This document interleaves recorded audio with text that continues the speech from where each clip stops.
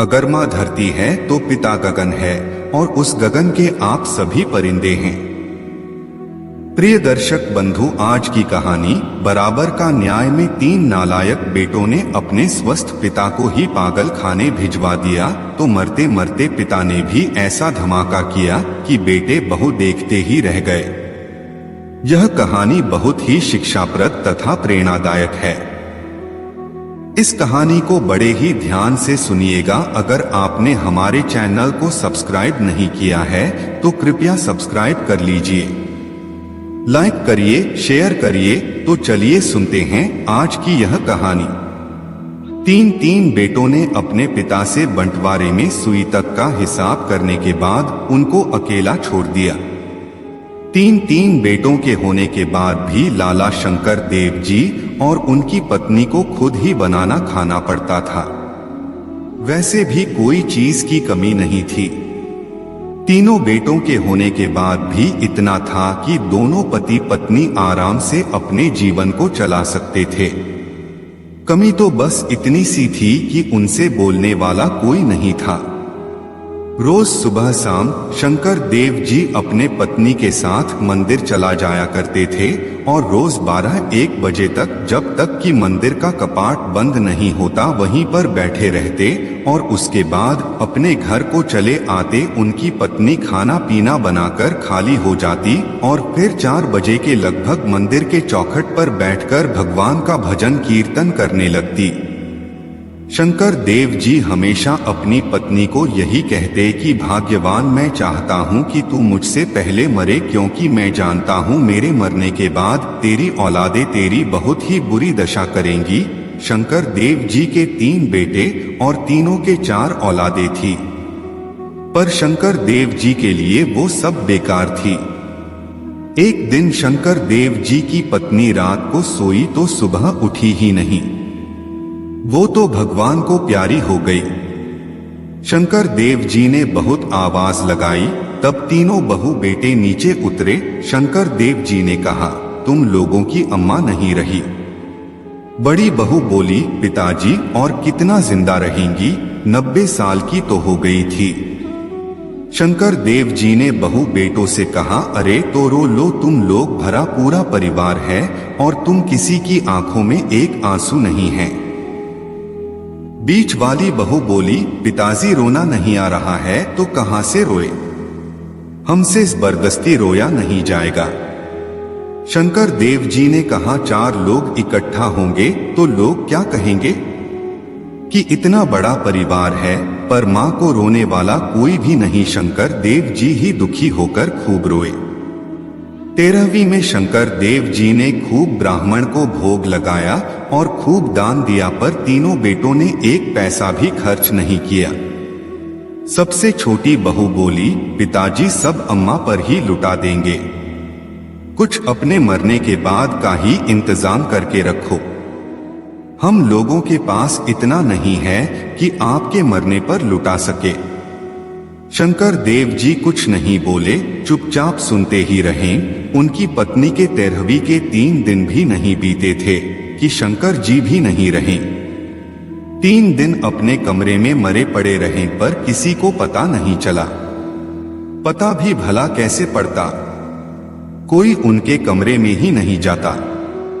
बुढ़िया के मरने के बाद शंकर देव जी से किसी ने 1 गिलास पानी तक नहीं पूछा। मंदिर का पंडित एक दिन दोपहर में आया और बड़ी बहू से पूछा कि बाबूजी 4 दिन से मंदिर नहीं आ रहे हैं, उनकी तबीयत तो ठीक है ना। बड़ी बहू ने उनका कमरा खोला तो बहुत तेज बांस आई। तब पंडित जी ने कहा कि लगता है इनको मरे 4 दिन हो गए हैं। पूरे शहर में पंडित ने ढिंढोरा पीट दिया। शंकर देव जी 3 दिन मरे पड़े रहे, लेकिन बेटे बहुओं ने देखा तक नहीं। शंकर देव जी शरीर से भारी थे, दूसरा उनके कमरे से बहुत बांस आ रही थी। तीनों संतानों में से कोई भी उनके कमरे में जाने को तैयार नहीं था। सभी परिवार के लोग अपना अपना मुंह रुमाल से ढक रखे थे। बड़े पोते ने कहा, यार दादाजी 3 दिन से मरे पड़े थे, क्या बता नहीं सकते थे कि मरने वाला हूं। तभी सड़क पर नगरपालिका का जमादार बिच वाले लड़के को दिख गया। उसने उससे कहा, जरा बाबूजी को कुर्सी सहित बाहर घसीट कर ले आ। उसने कहा, साहब बहुत तेज बास आ रही है कमरे से, मैं 1000 रुपए लूंगा। 1000 का नाम सुनते ही तीनों लड़के मुंह बनाकर वहां से अलग अलग हट गए। तभी समाज के लोगों ने घर के बाहर भीड़ लगाना शुरू कर दिया। शंकर देव जी का बड़ा नाम था, शहर में बड़े आदमी थे, इसलिए पूरा शहर ही कुछ देर में उमड़ पड़ा। बाहर की हलचल देखकर घर वालों ने सोचा अब तो बदनामी हो जाएगी। बड़े पोते ने जुगाड़ लगाया और एक रस्सी से कुर्सी को बांधकर कुर्सी सहित शंकर देव जी को बाहर घसीट लिया। अब आसानी से तीनों लड़के और शंकर देव जी के पोते उस कुर्सी को घसीटते हुए बाहर खुले आंगन में ले आए। इसी बीच शंकर देव जी के तीनों बहुएं रूम फ्रेशनर लेकर कमरे में घुस गई और कमरे में छिड़काव करने लगी। उसी के साथ साथ अम्मा जी की अलमारी भी खोल दी। तीनों ने मिलकर खूब लूटपाट चालू कर दी। अम्मा जी के जेवर का डिब्बा भी भारी था, साथ में 4.5 लाख नगद भी निकल आए।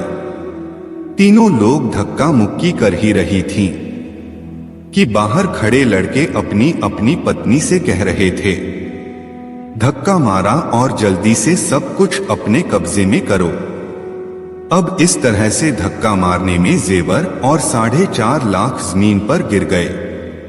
जमीन पर जगह जगह शंकर देव ने मल मूत्र त्याग किया था। शायद वह कमजोरी की वजह से बाथरूम तक नहीं पहुंच पा रहे थे। नोटों में मल लग जाने के बाद भी उन तीनों औरतों ने छीना झपटी बंद नहीं की। जिसके हिस्से जो आया बटोर लिया। आंगन में शंकर देव जी को कुर्सी के नीचे पटक दिया गया। फिर बॉडी पर परफ्यूम का छिड़काव चारों तरफ करके पूरा परिवार चारों तरफ से उनको घेर कर बैठ गया। बाहर तक आवाज चली जाए इसलिए तीनों बहू ने घूंघट की आड़ में जोर जोर से चीखने लगी, अरे पिताजी कुछ दिनों तक तो सेवा करवा लेते, बहुओं से इतनी भी क्या जल्दी थी। अभी तो अम्मा जी को 15 दिन भी नहीं हुए मरे हुए और आप निकल पड़े। अभी तो अम्मा जी ठीक से पहुंच भी नहीं पाई होंगी, अभी तो वह रास्ते में ही होंगी और अब आप अभी चल पड़े। बड़े पोते ने अपनी माँ से कहा, मम्मी यह क्या कह रही हो तुम, कम से कम यह तो सोचिए आप क्या बोल रही हैं। बड़ी बहू ने अपना घूंघट उठाकर लड़के की तरफ देखकर बोला, चुप कर कमीने, पहले जाकर गेट को खोल। लड़के ने गेट खोला तो बाहर के सभी लोग आंगन में आ गए। सबको अंदर आता देखकर पूरा परिवार घड़ियाली आंसू बहाने लगा। अंतिम संस्कार में होने वाले खर्चे भी बड़ी मुश्किल से तीनों बेटों ने अपना धन खर्च किया। 13वीं में सिर्फ लकीर पीट गई। अब तीनों परिवार अपने अपने कार्य में लग गए। पिता द्वारा किया गया व्यापार बड़ी जोर से निकल पड़ा। बड़े लड़के ने अपने तीनों बेटे और एक लड़की की शादी बड़े बड़े खानदानों में की थी। शंकर देव जी के 2 छोटे बेटे और भी थे जो विदेश में अपने बच्चों के साथ रहते थे। वह कभी कभी भारत आते जाते थे। आपसी मतभेद तो था पर दिलों में समाज को दिखाने के लिए सब एक थे। जब तक बच्चों का शादी ब्याह होता रहा तब तक आना जाना हुआ। शंकर देव जी का बड़ा बेटा बहू भी अपनी उम्र के 60 वर्ष पूरे कर चुके थे। तीनों लड़कों ने पिता का बिजनेस संभाल रखा था। अवधेश शंकर देव जी के बड़े बेटे भी अब बीमार रहने लगे थे तो उन्होंने अपना पूरा प्रॉपर्टी अपने बच्चों को संभालने के लिए दे दिया। अब बच्चे आपस में झगड़ा करने लगे तो शंकर देव जी के बड़े बेटे अवधेश ने अपने बेटों में बराबर बराबर सभी हिस्सा बांट दिया। अवधेश ने पूरा बंटवारा कर दिया, कुछ धन अपने पास रखा कि कभी कभी बेटी आती है तो उसको देने के लिए लड़कों से मांगना ना पड़े। अवधेश का बहुत बड़ा घर था, उसी में तीनों बेटे और खुद पत्नी सहित रहते थे। घर अभी भी अवधेश के नाम पर ही था। किसी बात को लेकर अवधेश के तीनों बेटों ने अपनी अपनी रसोई अलग कर ली। शुरू में अवधेश और उसकी पत्नी छोटे बेटे के साथ भोजन करते थे। एक दिन छोटे बहू ने ऐसा ताना मारा कि अवधेश और उसकी पत्नी को बीच वाले लड़के के यहाँ भोजन करना पड़ा। लेकिन वहां भी अधिक दिन उनकी खातिरदारी नहीं हो पाई, तो अब बड़े बेटे का ही सहारा बचा था। तो वो दोनों बड़े लड़के के साथ रहने लगे। चलने फिरने में जब अवधेश और उसकी पत्नी असमर्थ हो गए तो उनका भोजन उसी कमरे में आने लगा जिसमें कभी शंकर देव जी रहा करते थे। कुछ दिन तक तो बहू भोजन देने आती थी। बाद में यह काम नौकर करने लगा। जब नौकर गांव चला जाता तब अवधेश और उसकी पत्नी को बहुत कष्ट होता था। बल्कि घर में एक पालतू कुत्ता था, काफी वफादार था।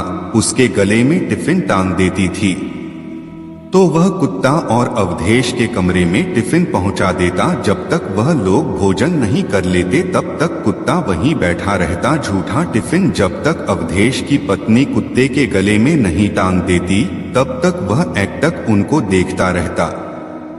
अवधेश और उनकी पत्नी ने जब बेटों को बताया कि कुत्ता हम लोगों को भोजन देकर जाता है, बहू बिल्कुल भी हमारा ख्याल नहीं रखती, तो बेटे ने गुस्से में बोला, मम्मी जुबान को कंट्रोल में रखकर बात किया करें। वह कुत्ता नहीं है, वह मेरे बेटे जैसा है। हम दोनों के कोई बच्चा नहीं है तो हम उसे बेटा जैसा मानते हैं। आज के बाद कभी उसको कुत्ता मत कहना, इसलिए वो कुत्ता नहीं आपका पोता जैसा है। और अपने दिमाग में बैठा लीजिए कि वह कुत्ता नहीं है, आपका पोता ही है जो आपकी सेवा कर रहा है। इतना भड़कने के बाद वह ऊपर चला गया। अवधेश की पत्नी ने दोनों हाथों से माथा पीटते हुए कहा, कर्म फूट गए हमारे, यही दिन देखने को रह गया था कि कुत्ते को पोता समझे। अपने बहू बेटों के बारे में जब अपनी बेटी को फोन करके बताया तो वह बहुत ही दुखी हुई। किंतु बेटी की एक मजबूरी थी कि वह स्वयं एक संयुक्त परिवार की बहू थी, इसलिए माता पिता को अपने साथ नहीं रख सकती थी। लेकिन वो अपने माता पिता से अक्सर मिलने आ जाया करती थी। आज रविवार का दिन था तो बेटी और दामाद दोनों ही अवधेश से मिलने आ गए थे। जैसे ही वो कमरे में घुसे तो उनको अजीब सी गंध आई। पापा जी, यह कैसी बदबू आ रही है? आपके कमरे से बेटी दिन रात कुत्ता इसी में घुसा रहता है और कभी कभार पोटी कर देता है और बहू उसे साफ करने में आनाकानी करती है। हमारे पैर भी इतने थक चुके हैं कि हम सीढ़ियों पर से चढ़कर पानी लाकर खुद साफ नहीं कर सकते। कभी कभी साफ कर देते हैं, कभी कभी इंतजार करना पड़ता है। अवधेश जी ये सारी बातें कह ही रहे थे, तभी गले में टिफिन लटकाए कुत्ता कमरे में आया। अवधेश जी ने उसके गले से टिफिन निकालकर एक तरफ रख दिया। कुत्ता अर्चना के पास गया, तब तक दुम हिलाता रहा जब तक अर्चना ने उसके ऊपर प्यार से हाथ नहीं फेर दिया। अर्चना यह सब देखकर बहुत ही गुस्सा होती है और वह तुरंत जोर से आवाज देकर अपने भाभी को बुलाती है। अपनी ननद को अचानक देखकर उसकी भाभी के होश उड़ गए। खिसियाते हुए बोली, अरे दीदिया, बस करो भाभी, यह झूठा दिखावा न करो तो ही बेहतर होगा। अर्चना ने अपनी भाभी को भड़काते हुए कहा, क्या तुम्हारे मायके में भी तुम्हारे माता पिता को कुत्ता खाना पहुंचाता है? थोड़ी बहुत शर्म है या बेच कर खा गई हो सारी शर्म? इस कमरे में डॉगी की पोटी की बदबू आ रही है। जरा बैठ कर देखो, 5 मिनट में दम घुटने लगेगा। तुम अपने सास ससुर के साथ ऐसा कैसे कर सकती हो? यकीन नहीं होता। तुम अच्छे परिवार की लड़की हो। भगवान ना करे कल को तुम्हारे माता पिता के साथ तुम्हारी भाभी भी ऐसा करे। जैसा तुम मेरे माता पिता के साथ कर रही हो तो तुम्हें कैसा लगेगा। अवधेश की बहू अपनी ननद की बातों को बहुत देर तक बर्दाश्त कर रही थी। जब उसे लगा कि अब तो पानी सर के ऊपर जा रहा है तो कमरा छोड़कर भागने लगी और उस बहू ने अपने पति के आने पर 3 की तेरह लगाकर बहन के खिलाफ भड़का दिया। बहन भाई में काफी बहस हुई पर नतीजा क्या हुआ। भाई ने धक्का मार करके अपनी बहन को घर से निकाल दिया। सबसे छोटा बेटा बोला, वाह पापा जी वाह, आपने तो दादा दादी की सेवा करके उन्हें निहाल कर दिया था। बेचारों की अर्थी तक उठने में चंदा किया गया था। तुम तीनों भाइयों ने ऐसा किया था और हमसे उम्मीद करते हो कि हम लोग आपकी सेवा करें। अब तो उन भाई ने अपनी बहन को भी घर से धक्का मारकर भगा दिया। अब तो अवधेश और उसकी पत्नी को उनके बच्चों ने टिफिन में खाना भिजवाना बंद कर दिया। अवधेश और उसकी पत्नी कई कई दिन भूखे रहने लगे। पानी पीकर दोनों जिंदा थे। बूढ़े शरीर कब तक पानी पीकर जिंदा रहते। एक दिन अवधेश की पत्नी प्राण त्याग दी। जब लड़कों ने अपने पिता के रोने की आवाज सुनी तो सब के सब नीचे आए। अवधेश अपनी पत्नी को पकड़ के खूब रो रहा था, पर बेटे और बहू के चेहरे पर शिकन न थी। अवधेश रोते रोते बोला, अरे कोई तो मेरी बेटी अर्चना को फोन करके बता दो कि उसकी मां अब नहीं रही। बेटे बहुओं ने अंतिम संस्कार में होने वाले खर्चे को बचाने के चक्कर में अपनी मां के मृत शरीर को मेडिकल कॉलेज को दान दे दिया। अपनी बहन अर्चना को उन भाइयों ने खबर भी नहीं किया कि उसकी मां मर गई। अवधेश रोता रह गया कि उसकी बेटी अर्चना को बुला दो, पर लड़कों ने एक नहीं सुना। 10 दिन के बाद जब बेटी को पता चला कि उसकी मां अब इस दुनिया में नहीं है तो वह छटपटा कर रह गई। अवधेश को अब अपनी गलती का एहसास हो रहा था कि उसने अपने माता पिता के साथ क्या किया था। यह उसी का नतीजा है। अवधेश अब एकदम अकेला पड़ गया। पत्नी के मरने के बाद अब वह और भी ज्यादा बीमार रहने लगा। बेटे बहुओं को जब फुर्सत मिलती एक कटोरी में सुबह शाम की बची रोटी को एक कटोरी में तोड़कर उस पर दाल डालकर अवधेश के कमरे के चौखट पर खसका देते। अवधेश खिसक खिसक कर चौखट के पास आता और बासी दाल रोटी खाकर अपनी भूख मिटाता। कल तक शहर का सेठ कहलाने वाला अवधेश की दशा भिखारियों जैसी हो गई। एक दिन अवधेश की बेटी पुलिस वालों को लेकर अवधेश के घर पहुंच जाती है और अपने भाइयों को पुलिस द्वारा खूब भड़कवाती है। पुलिस ने उन भाइयों को खूब भड़काया और कहा कि अगर उसने अपने बीमार पिता अवधेश की सेवा नहीं की तो वह उन्हें जेल में बंद कर देंगे। पुलिस द्वारा चेतावनी को सुनकर बेटों के होश उड़ गए। पुलिस वालों से कहा कि वे अपने पिता का देखभाल अच्छे से करेंगे। पुलिस और अवधेश की बेटी भी वहां से चली गई। 3 दिन अवधेश के ठीक से गुजर गए। चौथे दिन सभी के प्लान के हिसाब से अवधेश को बरेली के पागल खाने में छोड़ने जाना था। शहर के बड़े डॉक्टर से बड़े बेटे ने कहा, डॉक्टर साहब मम्मी के जाने के बाद पापा कुछ अजीब अजीब हरकतें कर रहे हैं, पूरे घर में उपद्रव कर रहे हैं। सामान फेंकना, कपड़ों में से गंदगी करना और तो और रात को उठ जाते हैं और किचन की गैस जला देते हैं और पूरी रात उसके सामने बैठे रहते हैं। कभी कभी पूरी रात साबुन से हाथ धोते रहते हैं। इतना ही नहीं, घर में एक डॉगी है, उस डॉगी का खाना भी खा जाते हैं।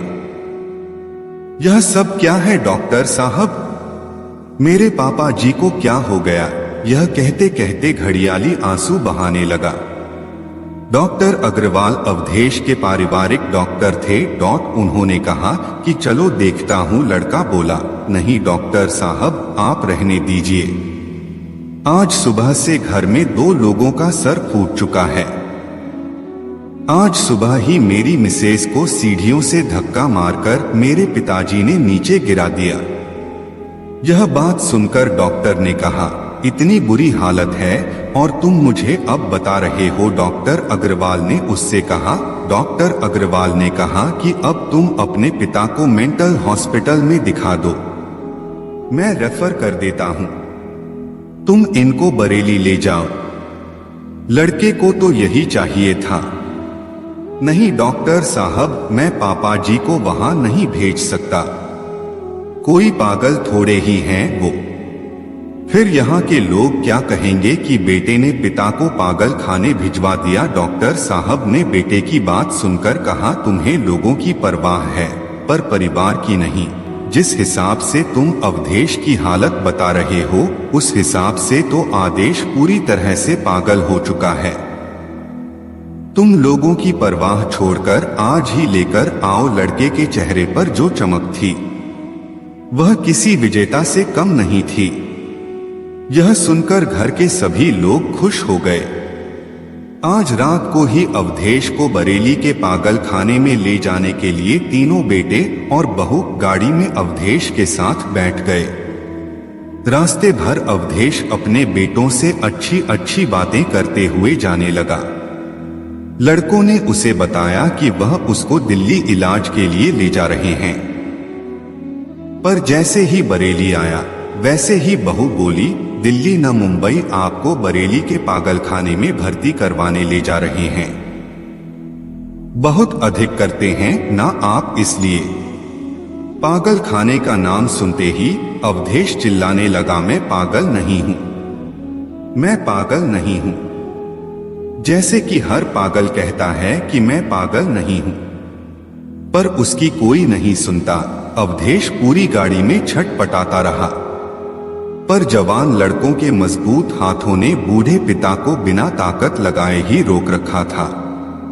गाड़ी पागल खाने के प्रांगण में पहुंची। अवधेश तेज तेज चिल्ला रहा था।